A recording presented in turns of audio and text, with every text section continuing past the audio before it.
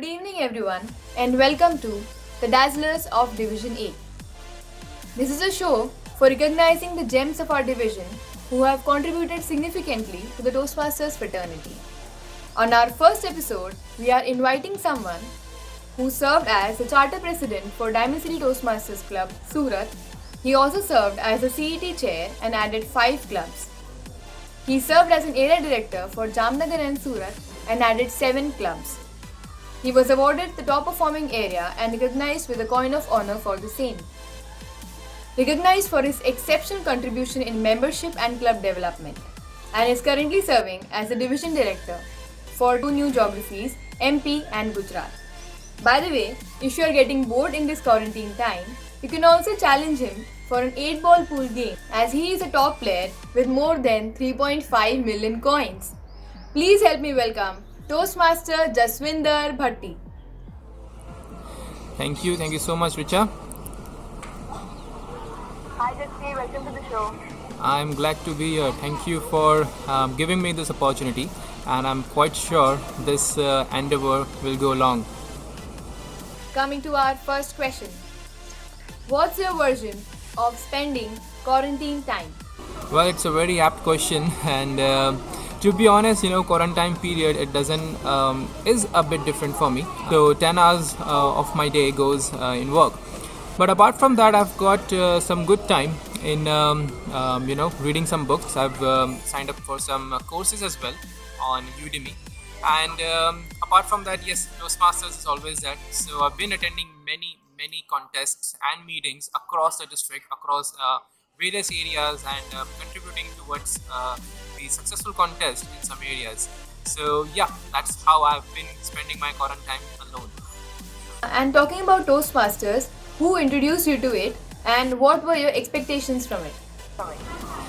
So that's a very a story very close to my heart, and also quite surprising, and it could have come seriously out of the blue.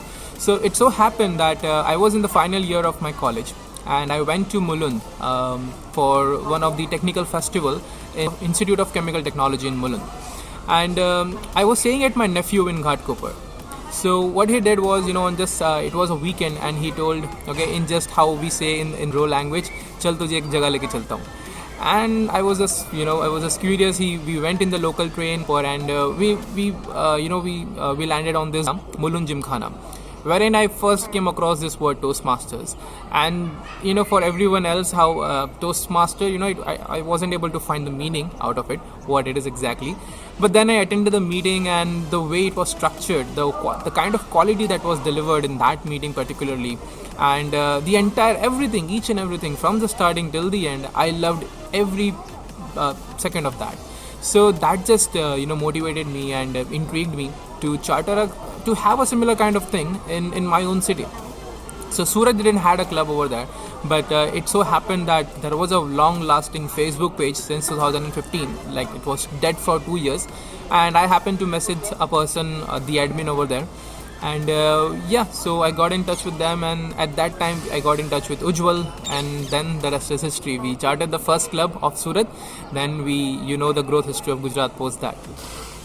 And it has been quite a roller coaster and quite a short journey, in this 3 years since from charter president to the division director.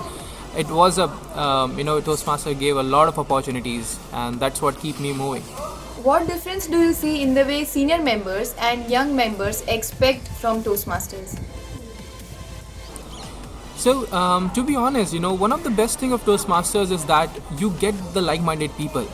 And that is where I feel that there must not be a major difference, but still, to just point or just to draw a thin line of difference, what I believe that veterans are here to be a part of community wherein they have like-minded people, as I said, and on the other end, they really like to contribute, whatever their experiences are. They like to share that in a community, in a place where it has been respected, And whereas if I talk about the youngsters, one thing remains the same, that they are also coming into a like-minded community. But what I believe that youngsters see Toastmasters giving many opportunities to them, So that is where I believe that there's just that is the thin line of difference between what is the expectations in veterans and youngsters. And have you made friends for life in Toastmasters? If yes, how did you meet them? Well, of course, Toastmasters, it's spread across 7 states, and if I don't make a friend, I think that's something wrong in me. But yes, how the people over here, how open they are, and how warm they are, and how welcoming they are. You can easily make friends in Toastmasters. This is, I think, one of the best places to make friends for life. And to name a few, you are also one of them.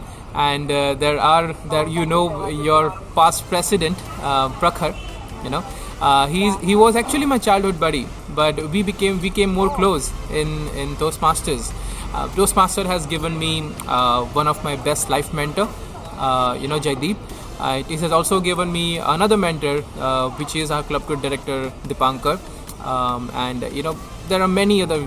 The list goes on and on. The entire Surat club, the entire clubs in Jamnagar, all are very good long lost friends for me, I believe. So what is that one thing about you that nobody knows? Well, if I say that, wouldn't that be not a question anymore? Yeah, but we want to know that. So what is that one thing? To be honest, I don't think there is any, because if you are a good friend of mine, you know everything about me, and I am not that active on Facebook, to be honest. Recently, I have taken a bit social detoxing, okay, but anything, whatever are the recent updates in my life, I keep sharing that. I recently got married just in last November, and there is nothing new, I guess, from my end. But I don't think there is something else. If something comes up, you will be definitely knowing it soon. Great. On the PR trio group. Yeah. So your WhatsApp status is on the edge always. Would you like to explain that? Well, you got a very good series of questions. I really like your homework. On the edge always. It's been a status for me for almost more than a year now. And so I do quite a lot of self-analysis. I think a lot about what kind of things I'm doing, what is I'm doing, what I'm good at. Just to make sure that whatever things I do next are right. So what I've always believed is that if I talk about preparation, there is one thing which I don't do. Even if you talk about speeches, even if you talk about this interview, I don't. Even if I try to prepare, I somehow end up not preparing, So whatever is a task for me, whatever is a task I have decided, or whatever the task comes to me, I always do it at the end, I'm not a master of procrastination, okay, that's not how I want to label myself. But all the things what I do, I always perform them by being on the edge. I can go either this way or that way, okay. But fortunately, I have always been succeeded in that, and I think I always nag those things whatever comes to me. So yeah, that's what I have always kept analyzing myself, and I thought just to put that out for me. Okay, there is a final, actually it is not a question, but I would like to share something from my end. DPRL, I mean, you approached me and you interviewed me, and I wanted to ask you that one final question, that what do you expect from me? And you said that the turnaround time should be less. See, I feel that even your turnaround time is so less, and I think that is what makes it work all the time. Because if as a leader you are available for the people, then that's how it goes. What do you think about it? Yeah, because the turnaround time is really important in anything. You never know that what is the urgency of those things. And being in the setting that we are into, like you being into the PR, me being a leader, who is responsible for 20 clubs, more than 600 members across 2 states, it becomes quite responsible situation. If I talk about PR, if it gets a bit delayed, the charm goes away, the moment goes away, you just steal the thunder out of it, So it's really important to be, again, always on the edge for all those things, so that you can just come across. I do understand that there are other professional commitments, so I always take this, how I do the things is that I'm going to reveal, this is something which you can say that nobody knows about me, but whatever is the deadline I give to some people, imagine that the deadline is not exactly that. It's way beyond that, because I know people will not meet the deadline, and once they do, at least I meet my deadline. So that's where I that's how I manage things. I give people different deadlines and what actuals are, so that I can meet my deadlines, right? So being available, being responsive, is quite important, and that I have learned since my days of the charter president. My members, how they, when they had queries and I resolved them quickly, the kind of satisfaction they had, and that kept them engaged. So that's what I believe, that if you follow that till the up, at every level, people will learn eventually that, and that's a good practice. And I think, at least if that is what, if I can share across, I think at least I can make a difference in one person's life, and that would be it for me. Great. So that is all from my side, Jaswinder. Thank you so much for your time. Thank you. Over to you. Stay safe, stay home, and we release our videos every Thursday and every Sunday at 9 p.m.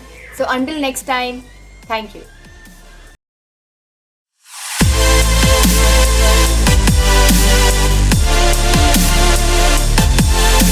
Good evening, everyone, and welcome to Dazzlers of Division A.